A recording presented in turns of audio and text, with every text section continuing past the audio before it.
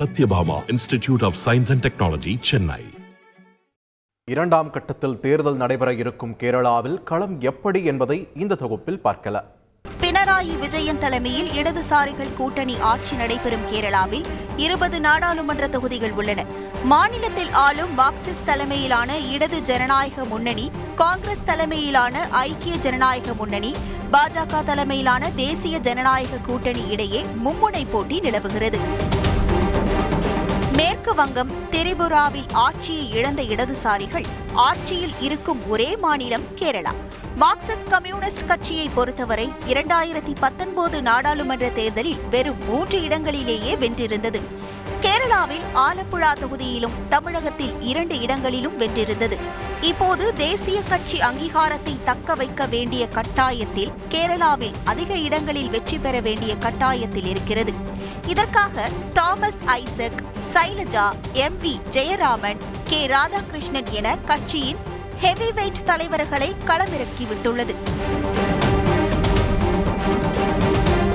மாநில மக்கள் தொகையில் 47% பேர் இஸ்லாமியர் மற்றும் கிறிஸ்தவர்கள்.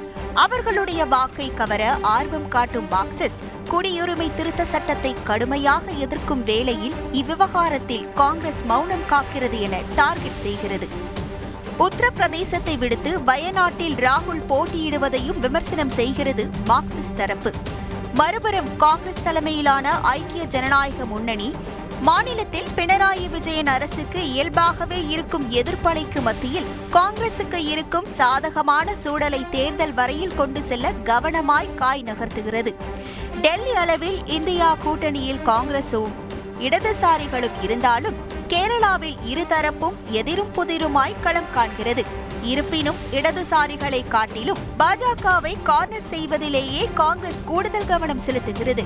மாநிலத்தில் சபரிமலை விவகாரம் தொட்டு எப்படியாவது இந்துக்கள் வாக்கை அணி திரட்டிவிட வேண்டும் என பாஜக பிளான் போடுகிறது. மாநிலத்தில் 13% வாக்குகளை தக்க வைத்து வரும் பாஜக இம்முறை எப்படியாவது வெற்றியை முத்தமிட்டுவிட வேண்டும் என காய் நகர்த்துகிறது. தமிழகம் போல் கேரளாவும் பாஜகவுக்கு சவால் விடுக்கும் மாநிலமாகவே இருக்கிறது.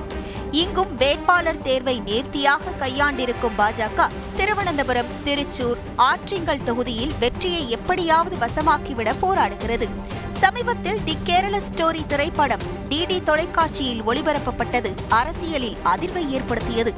இதுவும் பாஜக போட்ட வியூகம்தான் என்ற பேச்சுக்கு மத்தியில் அயோத்தி ராமர் கோவில் விவகாரத்தையும் பிரதானமாக பேசுகிறது பாஜக. எப்படி பிரதமர் மோடி அடிக்கடி தமிழகம் வந்தாரோ அதேபோல் கேரளாவிலும் தொடர் பயணம் பிரச்சாரங்களை செய்கிறார் பிரதமர் மோடி. கேரளா ஸ்டோரி பிரச்சாரத்திற்கு மத்தியில் மணிப்பூர் ஸ்டோரி என பாஜகவுக்கு எதிரான பிரச்சாரமும் மேலோங்கியது. பாஜக பிரச்சாரத்திற்கு இடம் கொடுக்காமல் காங்கிரஸ் முனைப்பு காட்டுகிறது. 2019 தேர்தலில் வயநாட்டில் ராகுல் போட்டியிட்ட போது முஸ்லீம் லீக் கொடிகள் அணிவகுத்தது இந்திய அளவில் காங்கிரசுக்கு எதிராக அமைந்ததாகவும், அமேதியில் ராகுல் தோல்விக்கு இதுவும் ஒரு காரணியாக அமைந்தது எனவும் பேசப்பட்டது. இப்போது அதை தவிர்க்கும் வகையிலேயே வயநாட்டில் ராகுல் பேரணியில் ராகுல் பேனர் மட்டும் ஏந்தி செல்லப்பட்டதாகவும் சொல்லப்படுகிறது. யாருக்கு வெற்றி என 3 அணிகளும் மோத கேரளாவில் இறுதிக்கட்ட பிரச்சாரம் தீவிரமாகி இருக்கிறது. Sathyabama institute of science and technology, Chennai.